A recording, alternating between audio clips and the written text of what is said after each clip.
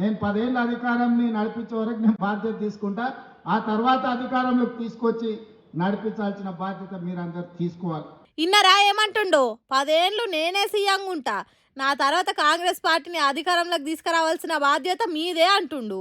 తర్వాత ముచ్చట దేవుడెరుగు గాని వచ్చే ఎన్నికలలో కాంగ్రెస్ పార్టీ గెలుస్తుందా అనే అనుమానం ఉంటే సీఎం రేవంత్ రెడ్డి మాత్రం చూడుండ్రి ఎంత నమ్మకంతో చెప్తున్నాడు. మళ్ళొచ్చే ఎన్నికలలో కాంగ్రెస్ పార్టీని గెలిపించి తీరుతా అన్నట్టు మాట్లాడుతున్నాడు.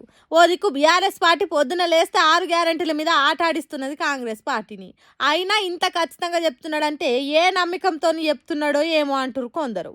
సరే, ఆ ముచ్చట అటు ఉంచితే పార్టీ అధికారంలోకి ఎట్లా వస్తుందో గతంలో జరిగిన ముచ్చటే చెప్పిండు. 94 నుంచి 2004 వరకు 2 సార్లు తెలుగుదేశం పార్టీ ఆనాడు అధికారంలో ఉన్నది. 2004 నుంచి 2014 వరకు ఆనాడు కాంగ్రెస్ పార్టీ 2 సార్లు అధికారంలో ఉన్నది. 2014 నుంచి 2023 వరకు టీఆర్ఎస్ 2 సార్లు అధికారంలో ఉన్నది. 2023 నుంచి 2033 వరకు 10 సంవత్సరాలు కాంగ్రెస్ పార్టీ తప్పకుండా అధికారంలో ఉంటుంది.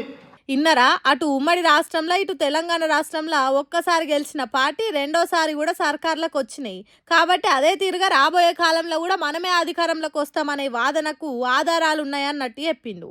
మరి ఒక్కసారి అధికారంలోకి వచ్చిన పార్టీ 10 ఏళ్ళు సర్కార్లుంటే ఏపీలో ఎందుకు టీడీపీ తర్వాత వైఎస్ఆర్సీపీ అధికారంలోకి వచ్చింది కావచ్చు అనేటోళ్ళు కూడా ఉన్నారు.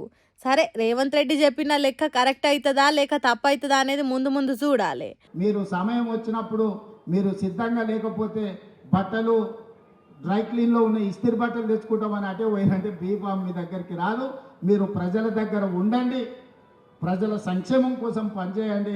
ఇప్పటికే చిన్న చిన్న పదవులలో ఉన్నోళ్ళు పదవి వచ్చింది కదా అని పని చేసుడు బంద్ పెట్టుకుండ్రి. రేపు డిలిమిటేషన్ మహిళా రిజర్వేషన్లతో సీట్లు పెరుగుతాయి కాబట్టి పెరిగిన సీట్లలో నిలబడాల్సిన వాళ్ళు మీరే కాబట్టి పని చేయుండ్రి, ప్రజలకు దగ్గరుండుండ్రి అని చెప్తున్నాడు. ఇస్త్రీ బట్టల కోసం డ్రై క్లీనిక్ సెంటర్లను అట్టే పోతే ఇక్కడ పదవులు పోతాయి అంటుండు. కార్యకర్తల ఎన్నికల్లో ఎవరైతే కష్టపడతారో, కార్యకర్తలను కష్టపడి ఎవరైతే గెలిపించుకుంటారో వాళ్ళు తిరిగి నాయకులుగా రాష్ట్ర స్థాయికి ఎదుగుతారు. అందుకే ఈరోజు పార్టీ నిర్మాణంలో భాగస్వాములు కావాలి. స్థానిక సంస్థల ఎన్నికల్లో పార్టీ కార్యకర్తలను గెలిపించుకోవాలి. అప్పుడే పార్టీ బలోపేతం అవుతుంది. పార్టీ బలోపేతం అయితే రెండవసారి కాంగ్రెస్ పార్టీ తిరిగి అధికారంలోకి వస్తుంది. ఇగో ఇట్లా కాంగ్రెస్ పార్టీ లీడర్లను రీఛార్జింగ్ చేసిండు. మరి చూడాలి రాబోయే పంచాయతీ ఎన్నికలు ఎట్లుంటాయి.